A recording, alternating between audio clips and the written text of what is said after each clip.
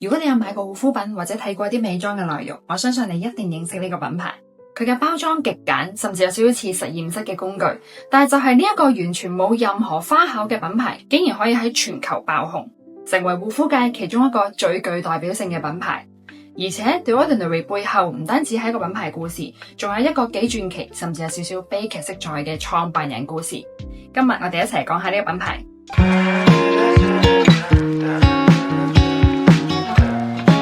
The Ordinary 係一個主打成分透明、價格親民、效果導向嘅一個護膚品品牌。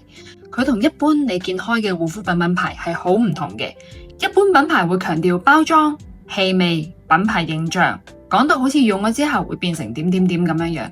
但係 The Ordinary 就唔係行呢一個路線嘅，佢反而係好直接將成分擺出嚟俾你睇，清清楚楚話俾你知呢支嘢有啲咩成分，佢係做啲咩功效嘅，適合啲咩皮膚同埋人嘅。佢最出名嘅地方就係將原本喺護膚品市場入邊包裝到好神秘、好高級嘅產品，將佢變得非常之平易近人。簡單啲嚟講，就係用一個相對低嘅價格買到一支有明確功效、成分又講得好透明嘅護膚品。呢一種做法對於好多消費者嚟講，其實係好有吸引力嘅。The Ordinary 背後最重要嘅人物就係創辦人 Brandon Truss。Brandon 係一個好特別嘅創業者，佢唔係嗰種傳統美容行業出身嘅老手，反而係一個想挑戰行業規則嘅一個顛覆者。佢創立咗 Deciem 呢間公司，而 The Ordinary 就係佢旗下最成功、最出名嘅品牌之一。佢對護膚品市場嘅睇法好直接，點解護膚品可以賣到咁貴？點解好多品牌好似好 fancy 咁樣？但係成分係咪真係咁特別呢？點解消費者要俾咁多錢去買個包裝同埋個品牌故事呢？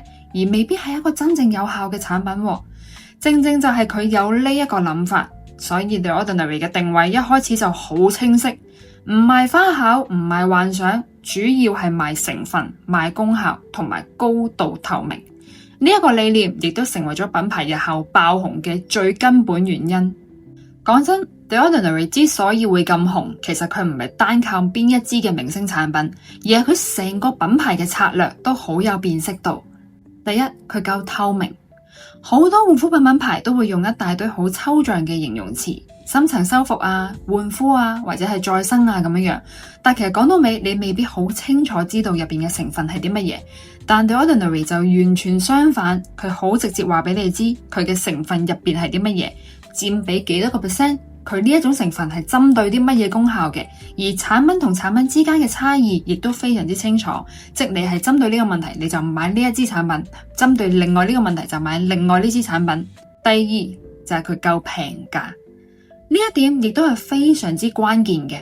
好多消費者其實佢只係想護膚，未必想俾好多嘅錢去買呢個品牌日價，而 The Ordinary 就正正捉住呢個市場嘅空位，效果導向，但價格相對合理。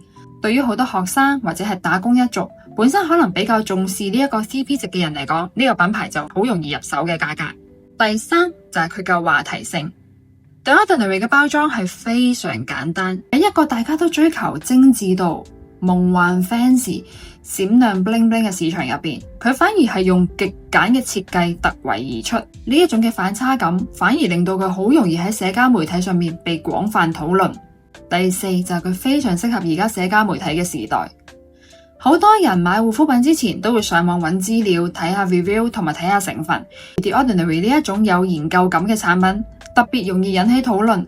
你見到好多嘅 KOL 或者係皮膚專家，甚至係普通嘅用家都會分析佢嘅產品，變相幫品牌不斷咁擴散出去。所以 The Ordinary 呢個品牌其實佢未必係靠傳統嘅廣告去幫佢爆紅嘅，反而係品牌本身嘅理念慢慢一路咁樣堆積出嚟嘅。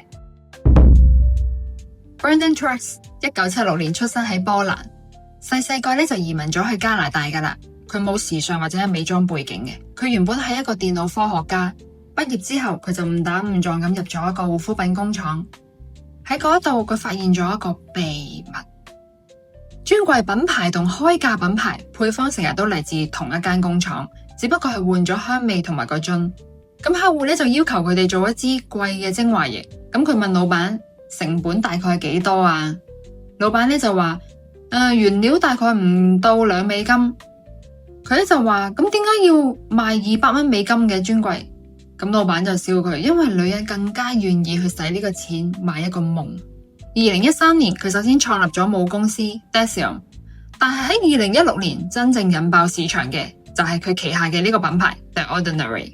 佢嘅行銷邏輯基本上可以話係反人性，極簡陋嘅包裝，好似藥樽咁樣透明，白色標籤，一堆堆嘅文字，好似電子產品一樣咁樣標明成分，直接寫5%乜乜乜，2%乜乜乜咁樣，價格低到令人懷疑係假貨，每一樽價格低至幾十蚊港幣。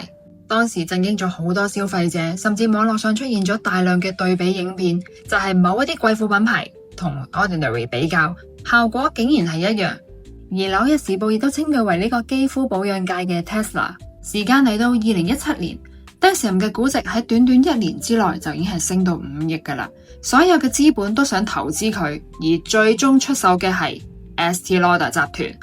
2017年嘅6月，Estée Lauder 集團就宣布收購 Deciem 28% 嘅股份，並保留喺幾年之內取得控股權嘅機會。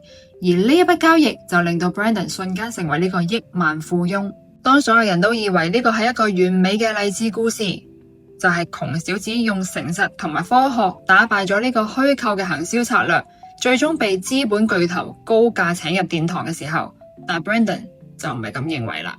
喺收購完成之後， Brandon 就好似變咗一個人咁樣，佢嘅 IG 唔再有品牌宣傳，反而 po 咗好多令人好不安嘅畫面。當時好多人都話佢已經失控，甚至係精神分裂㗎喇。